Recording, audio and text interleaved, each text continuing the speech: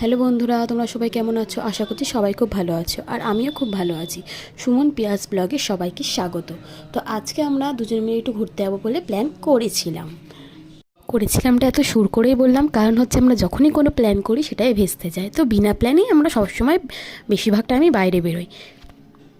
তো আমি তো এদিকে রেডি হয়ে গেছি, আর আমার বরকে আমি বলছি অনেকক্ষণ ধরে রেডি হওয়ার কথা, সে তো হচ্ছে না, সে তো বসেই আছে, খুবই অলস ব্যক্তি। যাই হোক, এই যে আমি এদিকে একটু হালকা টাচ আপ করে নিচ্ছি, লিপস্টিক পরবো আর বেরিয়ে যাব। আর এদিকে বর্ষাও পড়তে চলে এসেছিলো, কিন্তু আমাদের যেহেতু প্ল্যানটা আগে থেকেই করেছিলাম আমরা বেরোবো, তো এদিকে আমি মেকআপ করতে করতে ওকেও দেখছিলাম, এদিকেও পড়ছে আর এদিকে আমি রেডি হচ্ছে, আরেকজন হচ্ছে ল্যাদ খাচ্ছে। তো এই ব্যক্তির ল্যাদ খাওয়া যখন শেষ হবে তখন আমরা বেরাবো। তো রেডি হতে হতেই তোমাদের সাথে আমি একটা গল্প শেয়ার করি। এটা গল্প নয়, এটা আমার জীবনে একটা সত্যি ঘটনা। আমার বিয়ে হওয়ার ঠিক 1.5 মাস পরেই আমার মা অসুস্থ ছিলেন, আর তারপর কিছুদিন হসপিটালাইজ ছিলেন, তো তারপর মারা যায়। তো 1 বছর আমার বিয়ে হয়েছে, সেটা দেখতে দেখতে তো কেটেই গেল 1 বছর। কিছুদিন আগে আমার অ্যানিভার্সারি গেল,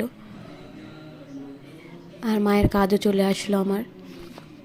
কিন্তু প্রত্যেকটা সময় আমি তাকে ফিল করি, প্রত্যেকটা সময় যখনই আমি খুব দুঃখে থাকি বা আমাকে কেউ কোনো কথা বললো, সেটা আমার মন খারাপ হলো, তো আমি এটা মায়ের সাথে শেয়ার করি। আমি জানি না সে শুনতে পাচ্ছে কি না, তাও আমি এগুলো একা একা বলে থাকি।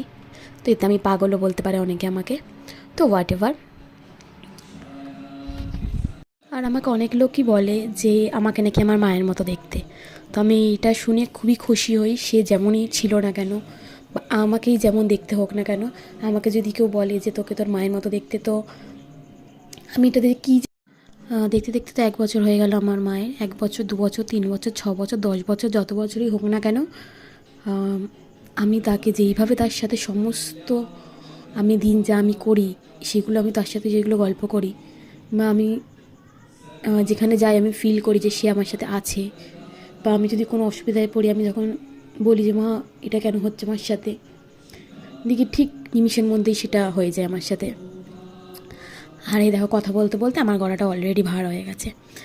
তো এই দেখো, আমি এখন লিপস্টিক পরছি, এবার বেরাবো, এই হয়ে গেছি প্রায়। আর ওইদিকে ওই দেখো বর্ষা পড়ছে কোনায়, আসলে পড়ছে না, আসলে আমাকে দেখছে আর কি, যে বৌদি কীভাবে সাজছে। আরে হ্যাঁ, আরেকদিন আমি সিঁদুর পরা নিয়ে ভিডিও করব। কারণ হচ্ছে আমি যে এত চওড়া করে সিঁদুর পরি, এখনকার মেয়েরা তো কেউ পরেই না, যারা নতুন বিয়ে করছে বা যারা পুরনো বিয়ে করে আছে তারা তো পরেই না বলতে গেলে। তো আমি